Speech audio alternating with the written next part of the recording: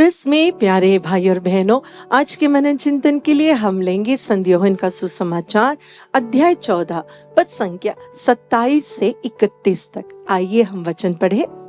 मैं तुम्हारे लिए शांति छोड़ जाता हूँ, अपनी शांति तुम्हें प्रदान करता हूँ। वह संसार की शांति जैसी नहीं है। तुम्हारा जी घबराए नहीं, भीरू मत बनो। तुमने मुझको यह कहते सुना, मैं जा रहा हूँ और फिर तुम्हारे पास आऊंगा। यदि तुम मुझे प्यार करते तो आनंदित होते कि मैं पिता के पास जा रहा हूँ, क्योंकि पिता मुझसे महान है। मैंने पहले ही तुम लोगों को यह बताया, जिससे ऐसा हो जाने पर तुम विश्वास करो। अब मैं तुम लोगों से अधिक बातें नहीं करूंगा, क्योंकि इस संसार का नायक आ रहा है। वह मेरा कुछ नहीं बिगाड़ सकता, किंतु यह आवश्यक है कि संसार जान जाए कि मैं पिता को प्यार करता हूँ और पिता ने मुझे जैसा आदेश दिया है मैं वैसा ही करता हूँ। उठो, हम यहाँ से चले। प्यारे भाई और बहनों, जब हम पूरे दिन काम करने के बाद घर लौटते हैं तो हमारे अंदर एक इच्छा बहुत होती है कि थोड़ी सी शांति मिले, थोड़ा सा आराम कर ले, हम थोड़ा सा फ्री हो जाए। दिन की पूरी थकावट, टेंशन्स, वरीज, इन सब को दूर करते हुए थोड़ा सा रिलैक्स हो जाए। और यहाँ पर प्रभु हमसे कहते हैं कि मैं तुम्हें अपनी शांति प्रदान करता हूँ। जो शांति हम घर पहुंचने के बाद ढूंढते हैं, वह हम मोबाइल में या अपने ही एक प्राइवेट स्पेस में कुछ देखकर या कुछ लोगों से बातें करते हुए हम उसे खोजते हैं। लेकिन क्या हमें सही में वह मन की शांति प्राप्त होती है? कभी कभी लोगों को होती होगी और कभी कभी नहीं। लेकिन यहाँ पर प्रभु जो हमसे कहते हैं कि I give you my peace, मैं अपनी शांति तुम्हें देता हूं। प्रभु की शांति क्या है? यह प्रभु जो कहते हैं हमसे कि तुम शांत रहो, डरो मत, किसी भी बात की चिंता मत करो। यही प्रभु को हम गेत्सेमनी की बारी में देखते हैं, डिस्टर्ब्ड है। यही प्रभु वहां पर डरे हुए हैं, सहमे हुए हैं। आगे क्या होने वाला उनके साथ, उसके ऊपर वो प्रार्थना कर रहे हैं, डिसर्नमेंट ले रहे हैं। आने वाली पीड़ाओं से, आने वाली तकलीफों से बचने के लिए प्रभु से प्रार्थना कर रहे हैं। तो क्या प्रभु के स्टेटमेंट्स कॉन्ट्राडिक्ट है? जी नहीं।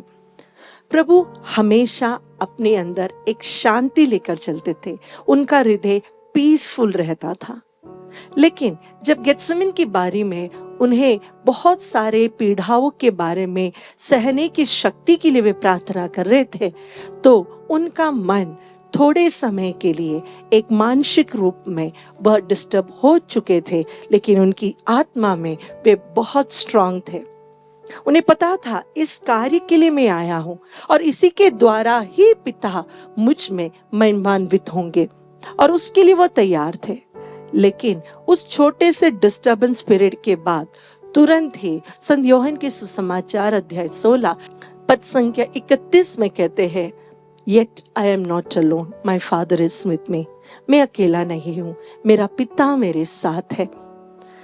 वो एक कॉन्फिडेंस, वो जो शांति उन्होंने मन में लाई थी, वही प्रभु चाहते हैं कि हमारे दिल में भी हो।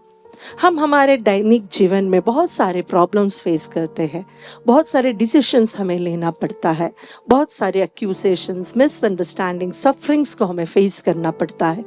हम भी विचलित होते हैं, हम भी डिस्टर्ब होते हैं। कभी कभी लगता है यहाँ से भाग जाऊँ, कहीं अकेले बैठ जाऊँ। लेकिन क्या हमारे अकेले बैठने से हमारे मन में वो शांति आती है? जी नहीं। जब दूसरे दिन हम वही प्रॉब्लम्स को फेस करते हैं तो हम पुनः फिर से डिस्टर्ब होते हैं। इसका कारण यह है क्योंकि हमारे अंदर ये कॉन्शियसनेस नहीं है कि मैं अकेला नहीं हूँ, मेरा यीशु, मेरा अब्बा पिता मेरे साथ है।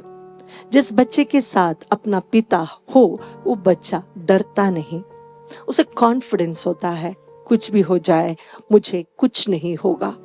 जमीन आसमान भी मेरे विरुद्ध हो जाए, अगर प्रभु मेरे साथ है तो मुझे कुछ नहीं होगा।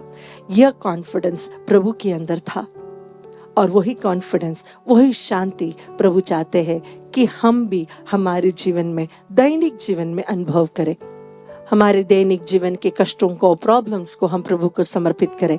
हमारे अंदर ये कॉन्फिडेंस हो कि अगर प्रभु मेरे साथ है, इस दुनिया की कोई भी चीज मेरी शांति को बिगाड़ नहीं सकती।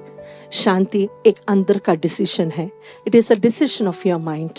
आपने अगर कितने भी कयोस के बीच में, कितने भी प्रॉब्लम्स के बीच में मन में ठान लिया कि मैं डिस्टर्ब नहीं होऊंगा, तो फिर कोई भी चीज, कोई भी व्यक्ति आपको डिस्टर्ब नहीं कर सकते। हमारा मन अगर प्रभु में लगा हो तो हम कभी भी डरेंगे नहीं, डिस्टर्ब नहीं होंगे। हाँ, कंफ्यूजन्स हो सकता है, क्या करना है, क्या नहीं करना है, कैसे करना है, शारीरिक थकावट हो सकती है, लेकिन हमारी शांति, हम अनसेटल्ड माइंड और हार्ट नहीं होंगे। हम हमेशा अपना फोकस प्रभु में रखें, ताकि जीवन के हर प्रॉब्लम्स में हमें यह याद रहे कि मैं अकेला नहीं हूँ, मेरा प्रभु मेरे साथ है।